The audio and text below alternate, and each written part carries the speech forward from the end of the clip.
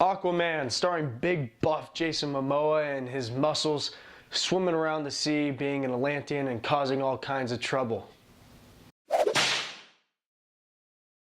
So, Aquaman starts off after the events of Justice League. What I was really looking forward to in this movie and what I was most excited for going into it was the world building, which I was expecting to get with Atlantis and all the other seas. And the director, James Wan, does a very good job at doing that. I mean, it's a very hard thing to pull off without much CGI. You can clearly tell at some points in the movie that there is CGI, but at the most part, they did a good job with the world building, and I was invested into the story of the underwater world.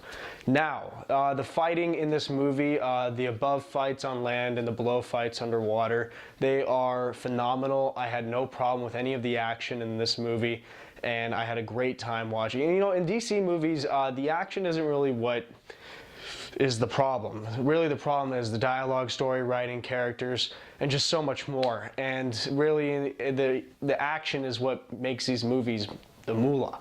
So I didn't really have any worries about the action in this movie, and James Wan actually does some pretty cool things with the action in this movie where the camera can flip and rotate and you can see the action, and it's like it's almost hitting you straight in the jaw. But yeah, for most part, the action and the world building in this movie are so far the best parts of it. Now let's talk about some of the villains in this movie, and clearly in the trailers, Black Manta is in this film. Now I wish that DC would have saved him to be a main villain in a future Aquaman film, because clearly this movie's going to make the money that they're wanting.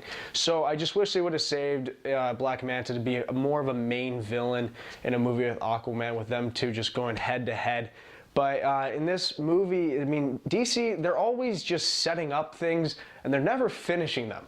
And I really wish that they can just fulfill some of their promises, like a Man of Steel 2 sequel, please. But yeah, that's besides the point. We're not talking about that.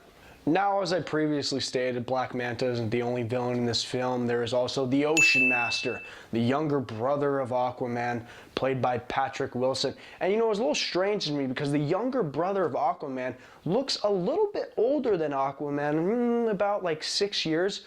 Oh yeah, that's right, because Patrick Wilson is actually 6 years older than Jason Momoa in real life.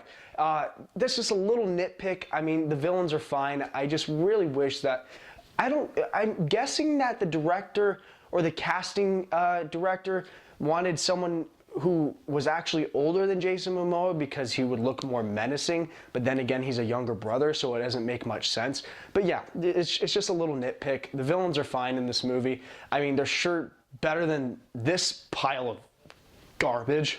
Now let's get a little bit more into some negatives of mine that I had with this film, and one of the major ones being is the dialogue and the writing in this movie. Some of the lines, man, are just flat out cheesy, and you can see that the actors are doing the best job that they can with the material that they're given.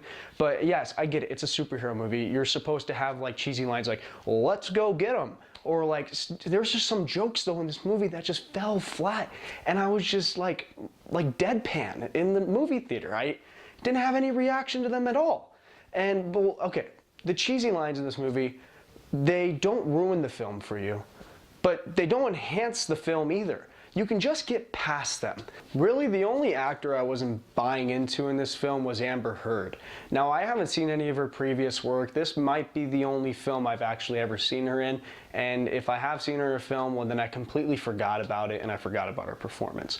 But yeah, I thought she could have done a better job in this movie, but then again, she was given some pretty terrible lines. And you know, I'm not sure if I'm the only one who feels this way, but yeah, I did not like the dialogue in this movie that much. Now, with the lines with Jason Momoa being Aquaman, he was able to pull them off because he's kind of like that cool surfer dude vibe, and that works for his character. But some of the lines that give Amber Heard, I kind of cringed a little bit in the movie, and I thought she could have done a better job at delivering them for what she was given. But yeah, that's what I thought about Amber Heard. Please don't hate me. You're really pretty.